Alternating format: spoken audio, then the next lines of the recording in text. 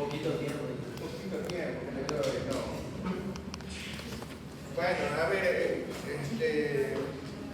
¿qué más estaba? ¿Qué estaba?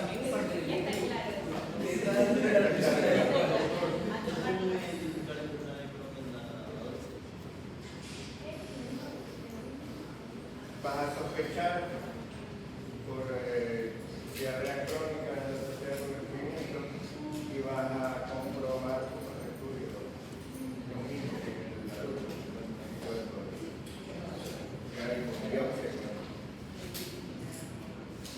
Bueno, ¿qué más?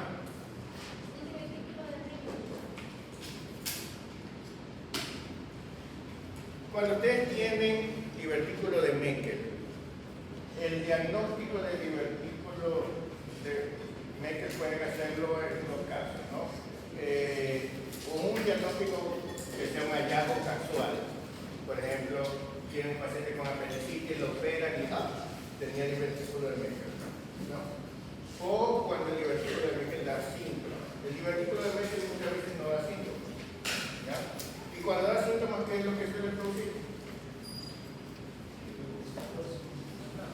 Sangrado en las piezas. ¿Ya? Entonces, dentro del diagnóstico diferencial de hemorragia digestiva, va a encontrarse el divertículo de Meckel. Pero el divertículo de Meckel no es que el divertículo propiamente produce el sangrado.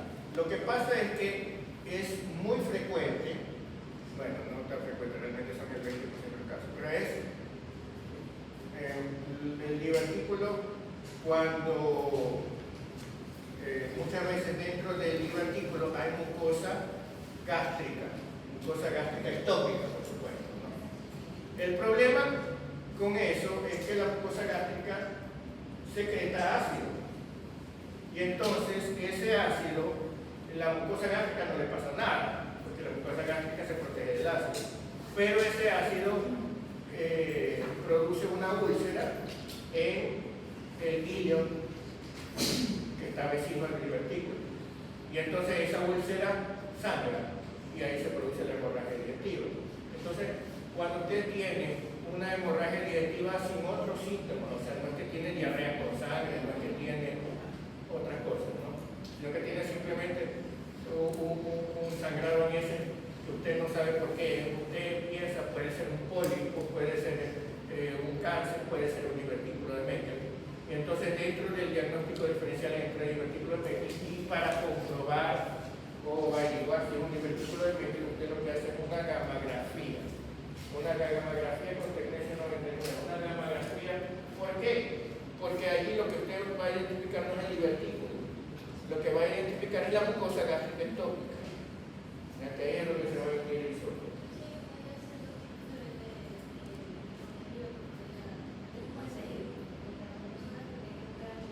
Es que el otro es tejido intestinal normal. ¿Ya? El divertículo es una persistencia parcial del conducto omphalomesentérico, ¿verdad? Entonces siempre el ilio terminal. O sea, supongamos que esto es ilio terminal. Normalmente el conducto omphalomesentérico debe llegar hasta el ombligo, ¿no? ¿Verdad? ¿Sí? Si estuviera totalmente persistente, habría salida de heces por el ombligo, ¿no? ¿Verdad? Pero si está solamente hecho ligamento como es lo normal, pero la parte proximal no se ha hecho ligamento, entonces ¿qué queda? Queda como una evaginación del intestino. Esto es lo que se llama el divertículo de Meckel, ¿no? ¿Verdad? Entonces el divertículo de Meckel siempre está aquí, debajo del intestino, entre eso y el ilio terminal, ¿no? Aquí ya viene la válvula ileocecal, el ciego, etc. ¿No? ¿Verdad? El colon. ¿Sí? Ahí está el divertículo de Meckel. Entonces, ¿pero qué es lo que pasa? Eso normalmente no da síntomas. Pero cuando tiene mucosa gástrica ectópica, entonces esto produce ácido. Y ese ácido produce una úlcera. Y esa úlcera sangra. ¿Sí? Y entonces usted hace una gammagrafía y el isótopo va aquí y entonces lo detecta. Le esa mucosa gástrica porque entonces dice hay un divertículo M que le dice la causa del sangrado, hay que operar y sacar. ¿Ya? Cuando se perfora. Esta puede perforarse, pero antes de eso sangra. Ahora si se perfora ya lo que tiene es clínica de peritonitis, ahí ya lo opera pero como abdomen agudo. Ahí lo opera y ya lo ve que está perforado y que está el divertículo. ¿Qué frecuencia produce sí o sí la glándula? O sea, ¿con qué frecuencia tiene sí o sí la glándula que produce esa acción? Siempre la tenemos. O sea, que El divertículo del Meckel más o menos el 20-25% tiene mucosa gástrica. Por eso digo muchas veces es un hallazgo. Muchas veces no hay, sino que lo operas de otra cosa y le encuentras con que tiene divertículo del Meckel.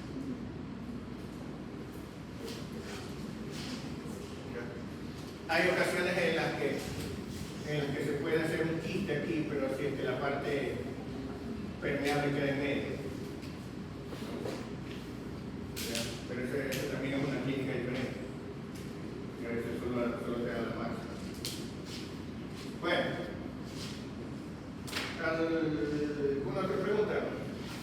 ¿Cuál es el signo de Popper? El signo de Popper. Yo veré, pero no me acuerdo. Búscalo. No, Popper. ¿Ah? Popper. ¿Cuál?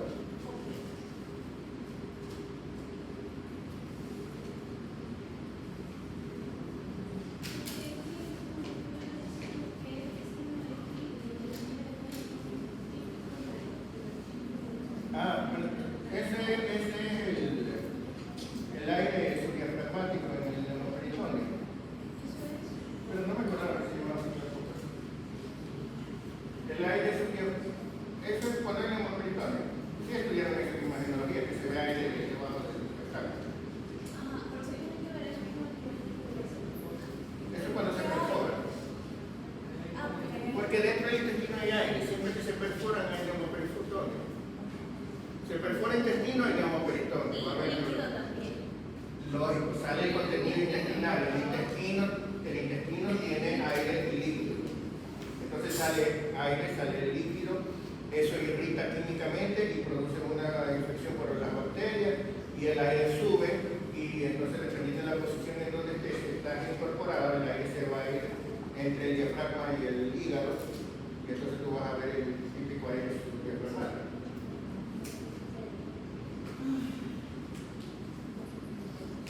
¿Alguna otra pregunta? Sí,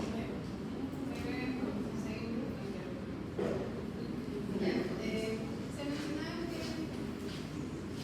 en los niños prematuros, pero prematuros extremos, porque para los prematuros extremos, por ejemplo, menores de 32 semanas, se mencionaba que la telecolitis puede aparecer en poco tiempo, incluso en menos tiempo que en aquellos prematuros de 35 semanas. ¿Ya? En ellos aparece más rápido que en los prematuros extremos. ¿Por qué? No, No es mientras menor edad gestacional, mayor riesgo de A ver, ¿qué te dice? Que los prematuros extremos se demoran más que... en aparecer la enfermedad de la patología que en los prematuros, pero no tanto ya. Ah, ahí sí no te puedo contestar, eso sí no sé por qué. El día que sepa te contesto, pero la verdad que eso también es uno de los... Y así mismo hablaba con los niños de bajo peso, porque cuando el peso es como más, mientras más bajo, aparece menos, o sea, en mayor tiempo que en lo que no era tan bajo Claro, peso. eso es una constatación estadística, ¿no? Ya. Realmente no te podría decir por qué, porque resulta que puede ser que no sea por eso, puede ser que sea algún otro factor asociado a eso, ¿no? Porque, por ejemplo, mira, por ejemplo, te doy un ejemplo de otra cosa. Cuando tú ves la mortalidad en hemofilia, ¿ya? Tú te das cuenta que la mortalidad es mayor en los casos de hemofilia leve que en los casos de hemofilia grave. ¿Ya? Y parece ilógico, ¿no? ¿Sí? Pero lo que pasa es que los casos de hemofilia grave se diagnostican más rápido. Y entonces los pacientes ya saben que son hemofílicos. Y entonces, si te van a hacer una operación, lo primero que hacen es decirle, doctor, yo soy hemofílico. ¿Ya? Y están preparados para eso. El paciente con hemofilia leve, que muchas veces no sabe que es hemofílico, y no se nota tanto, y lo opera, y se muere. ¿Ya? Entonces, tiene dos casos. Te pongo otro caso. El paciente con... Una vez me acuerdo que hicieron una tesis doctoral aquí mismo, diciendo, vamos a ver, porque es una polémica que hay todavía, si conviene poner antibióticos o no en una pancreatitis, ¿no? En una pancreatitis que no se haya demostrado infecciosa, ¿no? ¿Ya? Se hicieron un estudio estadístico y entonces se pusieron a ver los pacientes con pancreatitis a los que les dieron antibióticos y los pacientes con pancreatitis a los que no les dieron antibióticos, a ver cuál evolucionaba mejor, ¿no? Porque se supone que los antibióticos le dan para que evolucionen mejor, pero hay polémica de si realmente evolucionan mejor o si evolucionan igual, inclusive. Pero resulta que cuando vieron las estadísticas, encontraron que los pacientes a los que les daban antibióticos evolucionaban peor. O sea, no solamente que no evolucionaban mejor, sino que evolucionaban peor. ¿Ya? ¿Ah? No da. Y lógicamente concluyeron que era peor darles antibióticos y que no había que darles antibióticos. El problema es que los médicos les ponían antibióticos a las pancreatitis más graves. Y cuando eran pancreatitis leves decían, tal vez aguante sin antibióticos. Entonces cuando hacen las estadísticas, no son dos grupos comparables. Los más graves son los que les dan antibióticos. Entonces cuando veías la evolución, lógicamente los más graves era donde había más mortalidad, donde había más complicaciones y donde había más, pero no era culpa del antibiótico. ¿Ya? ¿Sí? Entonces, eso es lo que pasa cuando haces solo un estudio estadístico y no un estudio experimental. Y como tú no puedes decir, bueno, vamos a hacer que este nazca más prematuro para ver, no puedes hacer el error. Entonces hay muchos otros factores que se asocian. Al prematuro lo tratas de otra manera, lo cuidas de otra manera, mientras más prematuro, más lo vigilas y cosas así. Y entonces tú no puedes decir realmente fue por eso, ¿no? Entonces, como hay, eso es lo que se llama en estadística factores de confusión, ¿no? Entonces, realmente no te podría decir por qué, porque a lo mejor ni siquiera es así. ¿Ya? ¿Algo? A lo mejor es porque esos niños con esa prematura extrema no llegan ni les meten un poco de leche de sangre también. Por eso te digo, o sea, puede ser que a lo mejor es que simplemente los médicos están más pendientes y hacen menos. ¿Ya? Mira, al prematuro extremo ni siquiera lo suele ver el mismo médico. ¿Ya? Es como, es un prematuro extremo, pues lo ve el más especialista, el que más sabe, ¿no? Entonces a lo mejor simplemente se trata de eso. ¿Ya? ¿Alguna otra pregunta?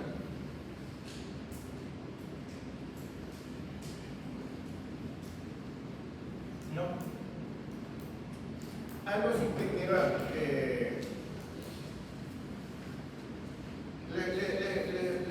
les mandé entre los que tenía que leer algo de enfermedad celíaca.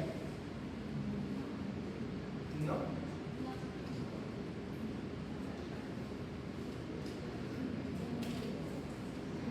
Bueno. ¿Ah?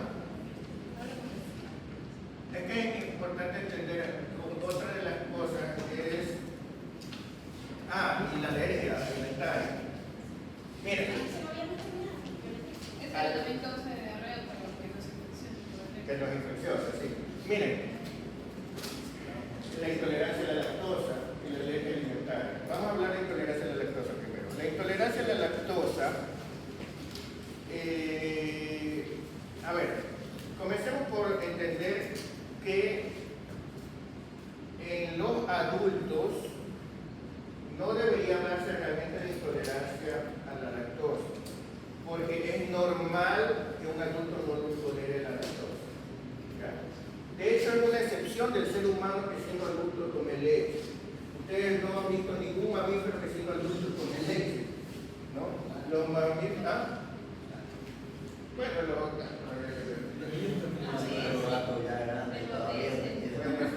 pero lo habitual, pero toma leche, o sea, los animales domésticos porque la gente le da leche, pero no es lo habitual. ¿Ya? En los animales domésticos, sobre todo los que han sido domésticos por muchísimas generaciones, usted ve a Bernacetas que no ven los animales salvajes normales, ¿no? ¿Ya? O sea, se han descrito muchas cosas raras en los perros, en los gatos, en las ovejas, en los animales de granja, pero porque han estado con el hombre durante mucho tiempo y el hombre los ha mal acostumbrado y los ha hecho, ¿no?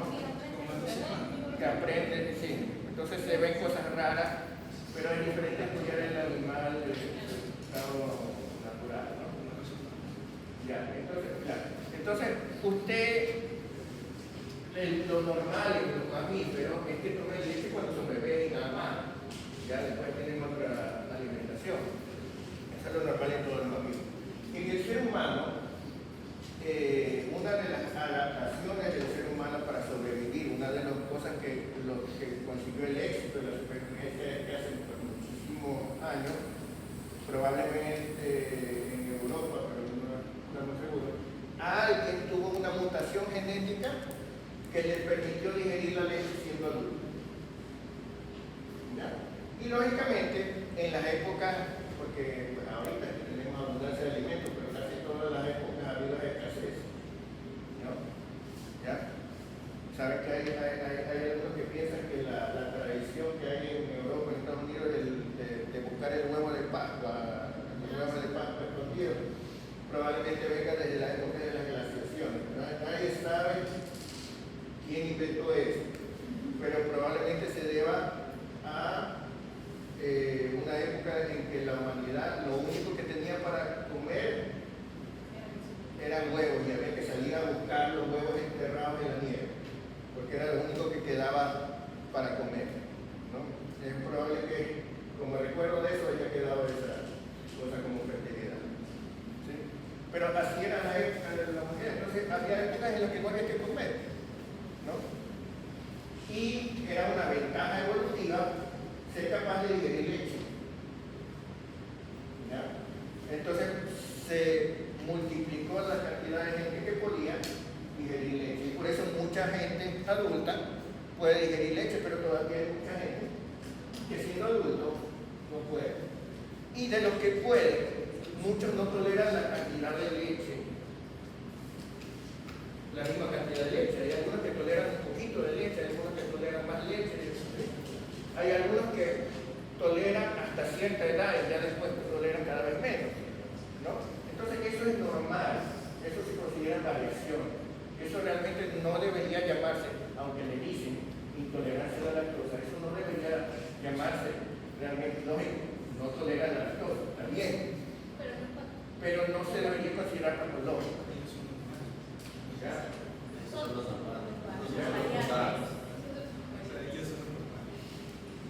Claro, realmente la variante es poderla tomar, ¿no? ¿Sí? Pero, me parece que es una variante muy común, pero la verdadera patología es no poder tomar lactosa cuando eres lactante. ¿Ya?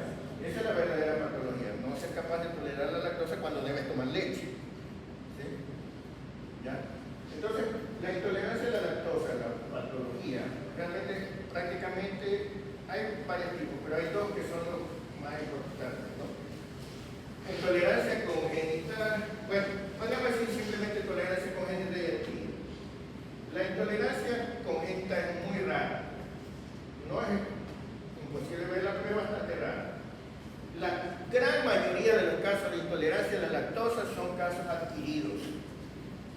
¿Y a qué se debe? Pues déficit de lactasa, ¿verdad?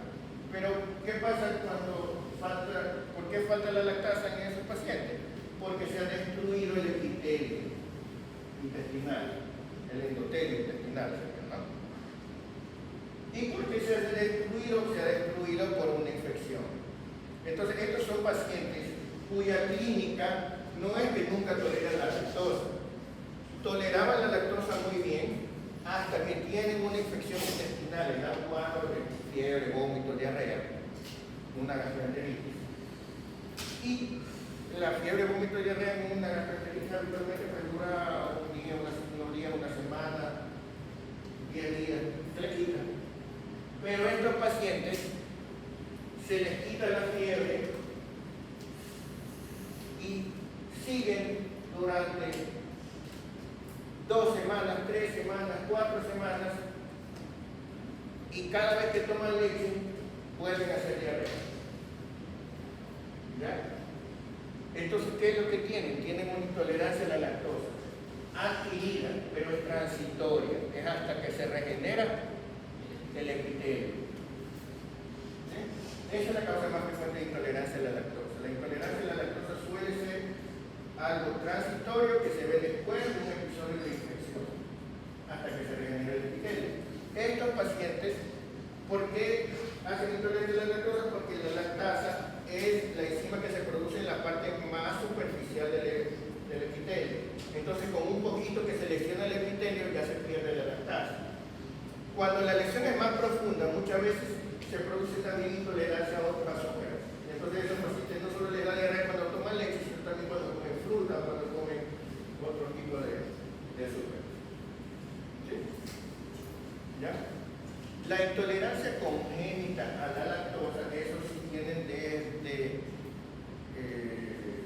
digamos, crónicamente la dificultad para digerir la leche. Normalmente no es que tienen nada de lactosa, ¿no?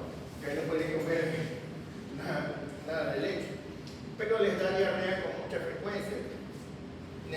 Solamente toleran cantidades muy pequeñas de leche.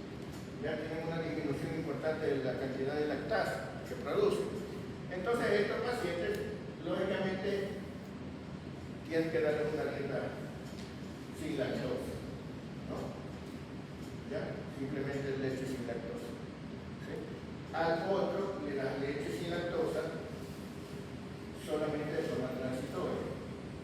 Esa es la mayor parte de los casos. ¿Sí? ¿Estamos claros de ahí? ¿No? La alergia a las proteínas de la leche es algo distinto. ¿Ya? La intolerancia a la lactosa no es alergia a la lactosa, porque la alergia no es a un azúcar, ¿no? Una cosa es no tolerar y otra cosa es hacer una reacción alérgica. ¿Ya?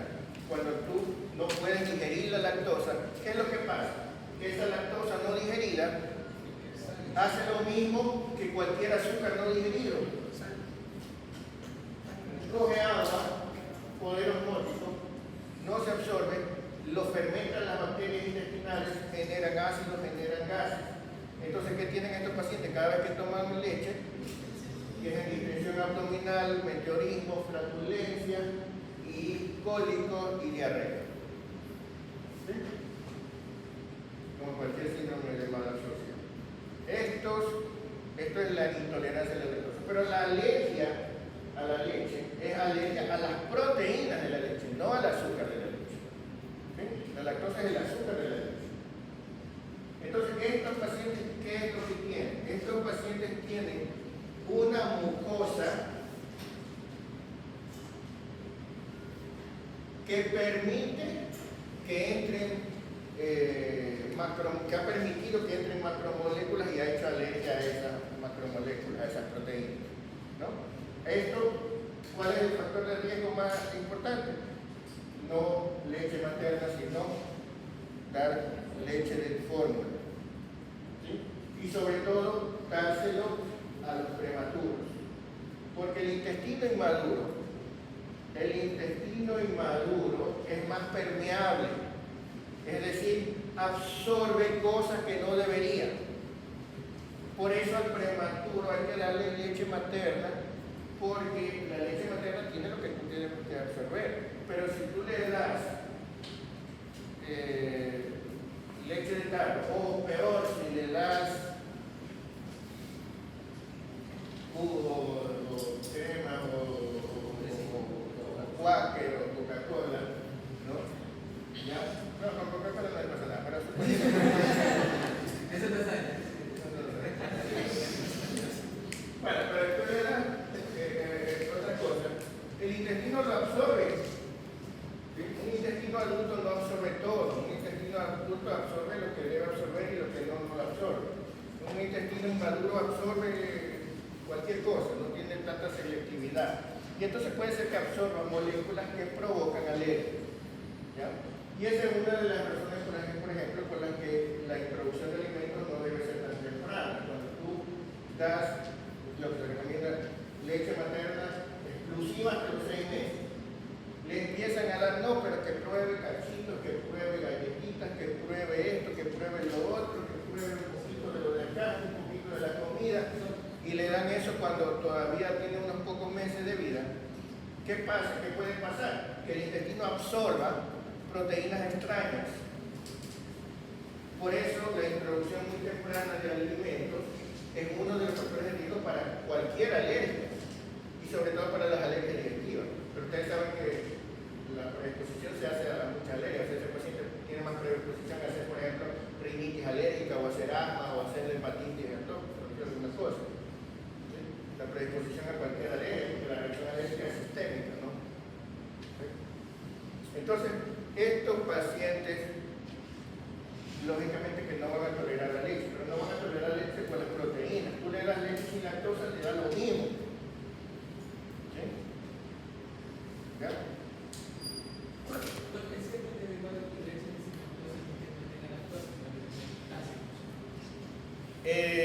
A ver, hay diferentes leches sin lactosa y la mayoría tienen poca lactosa, ¿no?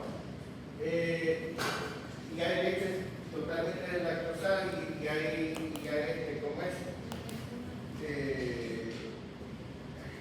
El capítulo de fórmulas es también larguísimo, ese no es, porque eso es parte del tratamiento, ¿no? Porque ahí tendría que haber ya las fórmulas hidrolizadas, las fórmulas. Bueno, el caso es que eso, no quiero meterme en eso. Primero porque es largo y con los simples no pueden, imagínense con lo complicado.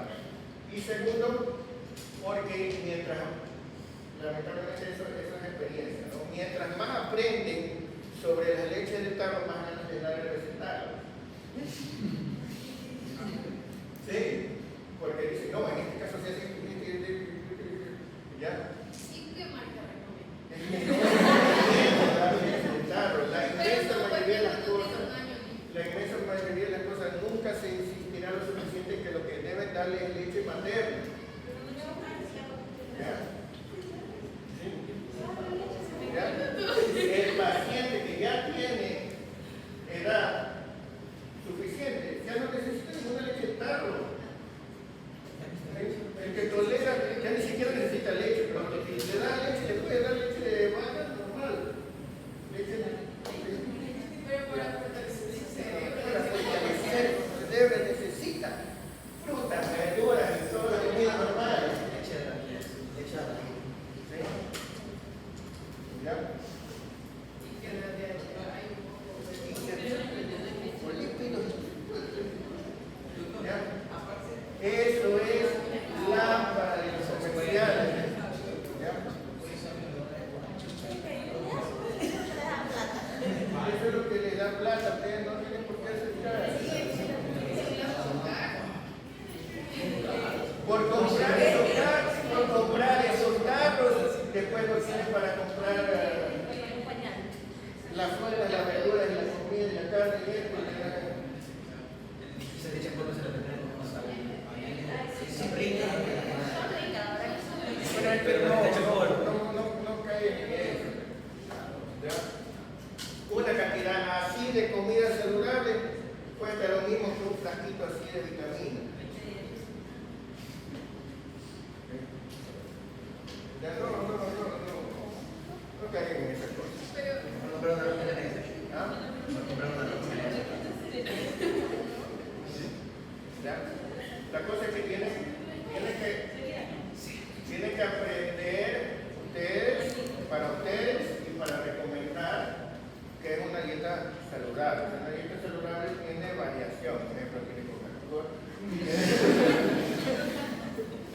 ¿Ya? No, pues tienen que aprender un Pero poco. las pulmones no me hace daño.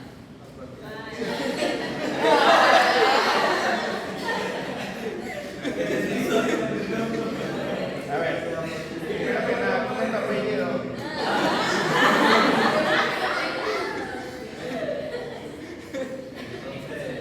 Después de los 6 meses ya le puedo dar Coca-Cola.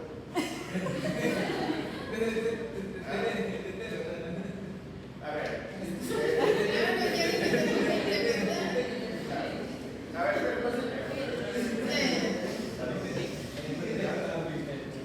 sí, pues ustedes tienen que entender cómo.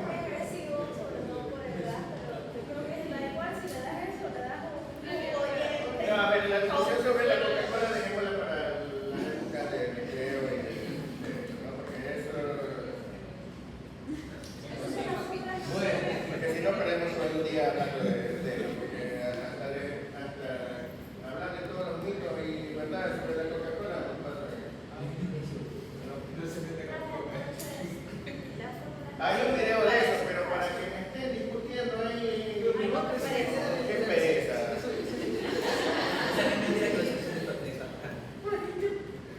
Se lo pueden colocar con el problema. Pero, ¿cuál es el problema? ¿Qué tiene que ver que lo utilice de destapacán? Claro, lo puede utilizar como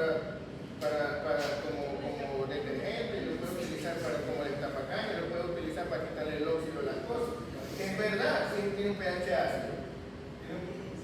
¿Ya? Pero eso no significa que aquí se hace daño, pues acaso que tú eres un caño.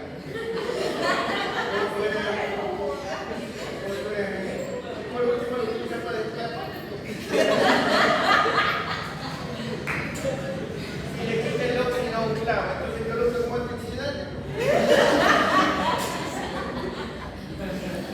Ese es el problema, que tú no puedes comparar lo que hace un clavo con lo que hace un huevo. No eres un clavo.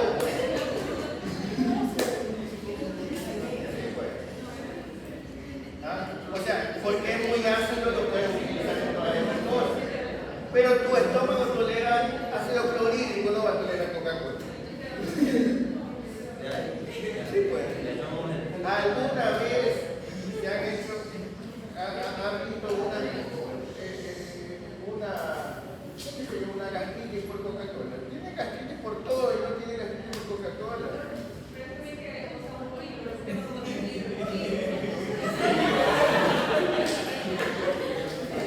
No tengo gastritis. No, ni siquiera estoy gordo. No tengo hipertensión, no tengo diabetes, mi glucosa está normal. Por eso no quiero hablar de eso. Perdemos el tiempo.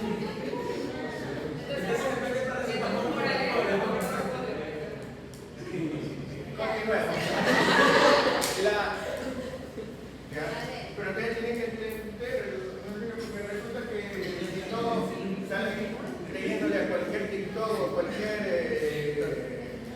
iluminado que sale en las redes sociales diciendo no, hay que hacer esto, hay que hacer lo otro, hay que comer esto, hay que comer lo de acá, no hay que comer lo de encima, hay que comer lo de...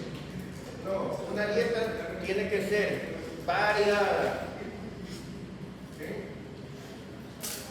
Eso es lo que tiene que ser una dieta, tiene que ser variada y tiene que ser en cantidad, tiene que comer cuando tenga hambre, no comer cuando lo obligan. Tiene que comer cuando tenga hambre y dejar de comer cuando no tenga hambre. ¿Sí? Si usted quiere tener un horario, está bien, ¿ya? ¿Sí? Cualquier cambio de horario o cualquier cambio de dieta, ¿sí?, se debe hacer de forma paulatina. Así sea que tenga una dieta horrible y usted quiera darle una dieta perfecta, usted no va a hacerlo de un día para otro. Usted le da a alguien que toma café, le va a decir que no tome café, ese día le duele la cabeza, ese día se siente mal, ese día se desmaya por falta de café. A usted alguien le dice que toma 2 kilos de ají todos los días, le dice de comer ají, ese día le da gastritis por no tener. ¿En serio?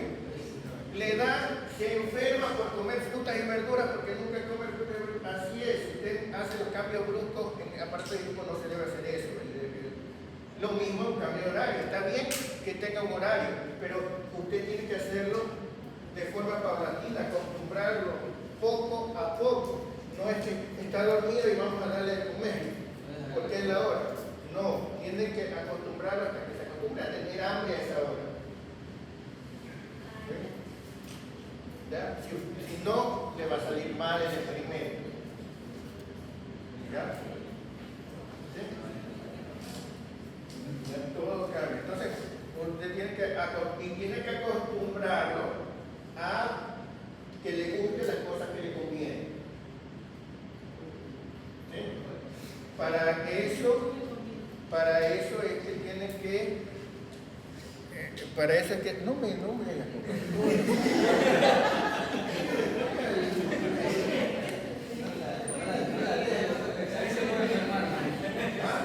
la deja morir ahí se puede estar enfermando. me puede estar enfermando.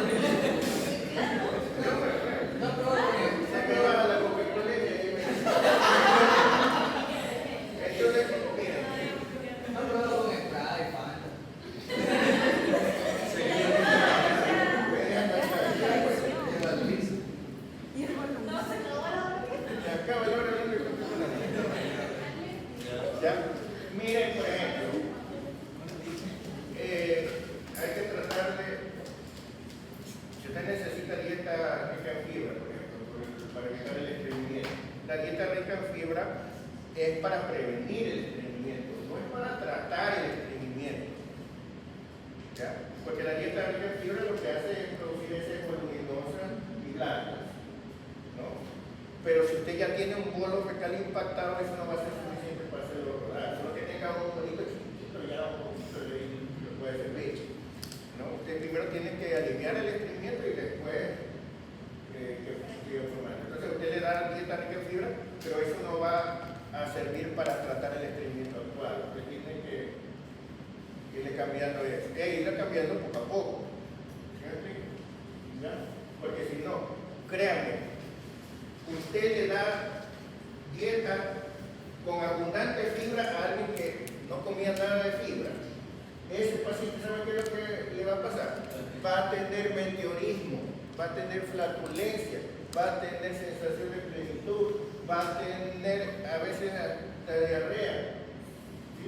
Porque toda esa fibra que no se absorbe, primero le va a atrapar ahí nutrientes, vitaminas, minerales, porque no está acostumbrado a eso. Segundo, se va a llenar de bacterias porque las bacterias sí la van a fermentar, ¿no? Parece que hay fibra soluble y fibra insoluble. Yo les digo siempre de manera didáctica, la fibra es celulosa.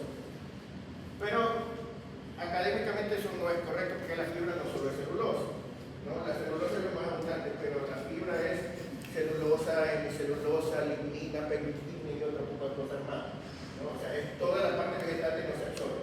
Eso es fibra, ¿no? Lo que pasa es que la mayoría es celulosa, ¿no? Pero entre esas fibras hay algunas que sí las digieren las bacterias intestinales y entonces pueden producir gases. Entonces esas cosas se tienen que ir haciendo poco a poco, se tienen que ir acostumbrando el cuerpo a eso. Usted lo hace, usted puede tener efectos colaterales que hagan que la persona diga, no, eso a mí me hace daño y nunca más le hace caso a usted. ¿Ya? Pues uno tiene que entender las cosas y no nada más coger a estreñimiento, dieta rica en fibra. Ya uno tiene que entender cómo funciona. ¿Ya? Entonces cuando hacemos una dieta correcta, por ejemplo, prohíben azúcares refinados.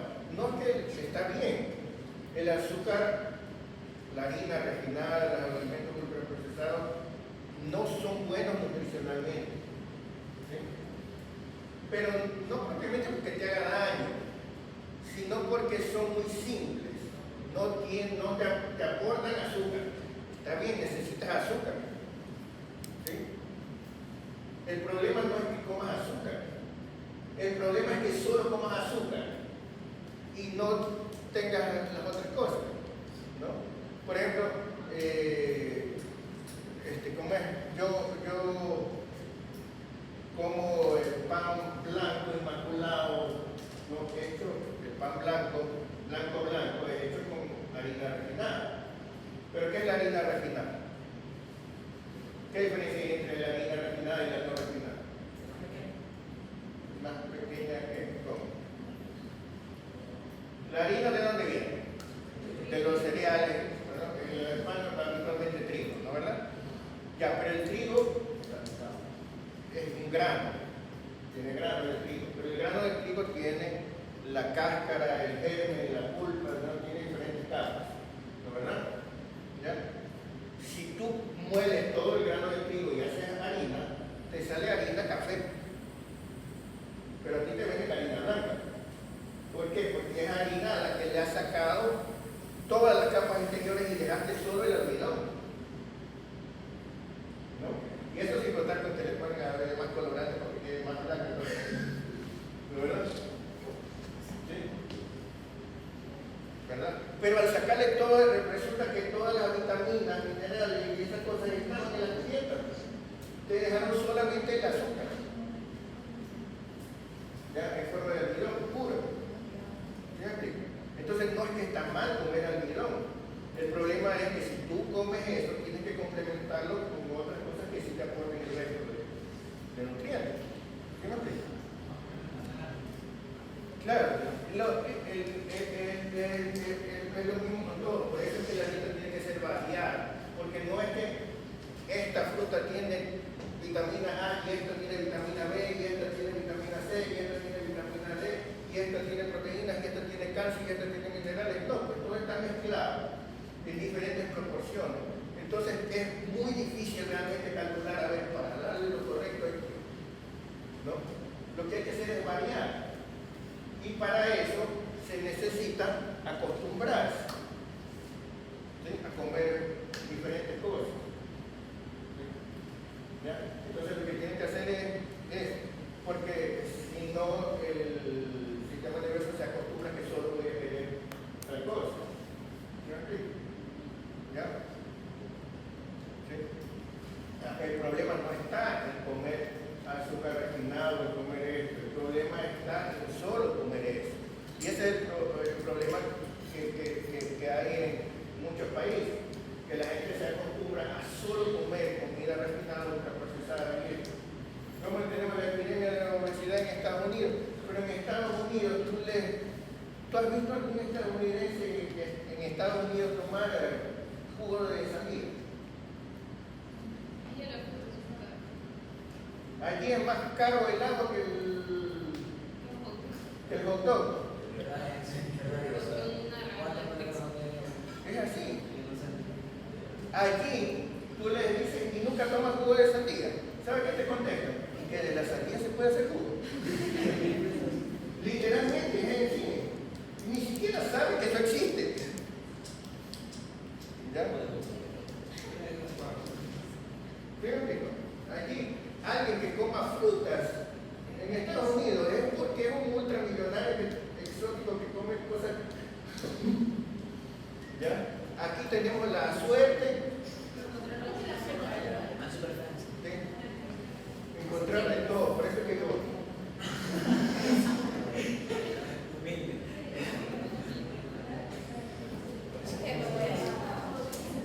¿No? Y tenemos la suerte de que aquí tenemos comida fresca. Eso es otra cosa importante. Porque no es lo mismo. La carne es un excelente alimento, pero cuando es carne de vaca normal criada en el campo, el problema es que tenemos carne de vaca estresada, criada en cautiverio con 50.000 vacas al lado que no pueden ni moverse, ¿ya?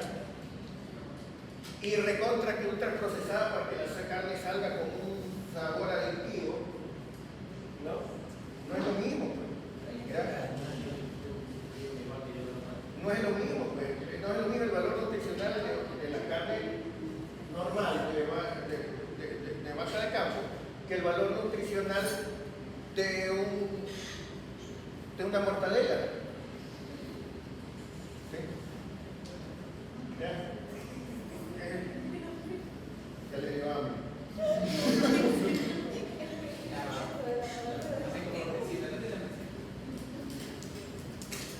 Ya, entonces, esas cosas tienen que estudiar ustedes y ver cómo son las cosas realmente, ¿no? ¿Ya?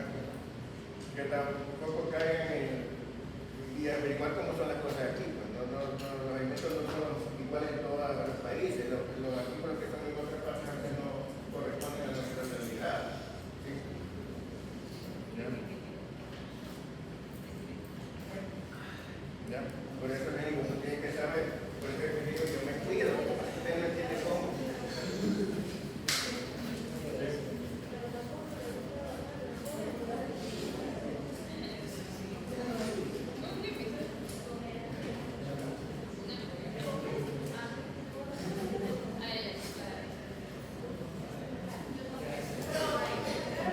Habitualmente toleran mucho mejor la leche materna, exactamente porque es más fácil que pero cuando no la toleran, tienen que completar con claro, con la soya,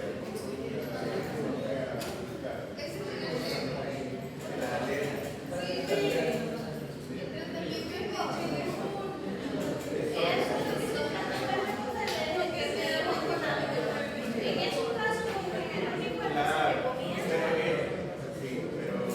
Y en otro caso, por ejemplo, usted tiene un paciente con fenicetonúria, por ejemplo. ¿Ya? ¿Ya? Entonces ahí se necesitan leches especiales. Pero no son las que venden en la... no, pues no son leches simples de la niña. Pero son casos, o sea, el total de casos será 1 de cada 100. ¿Ya? O sea, son casos excepcionales. La inmensa mayoría de las veces el niño no va a necesitar leche de fórmula nunca. ¿Sí? ¿Ya? Pero si hay casos que se necesitan leches especiales, hay temperaturas. Pero cuando tengan un caso de eso, refieran a un especialista, alguien que sepa si de verdad lo va a necesitar. No es que nada más.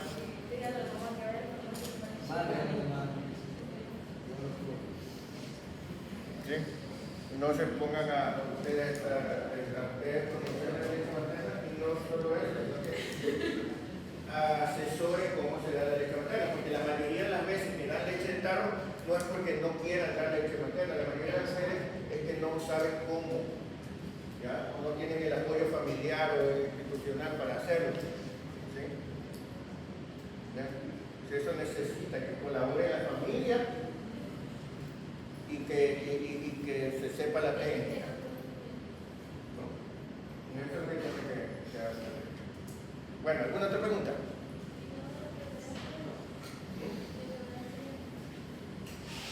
La enfermedad celíaca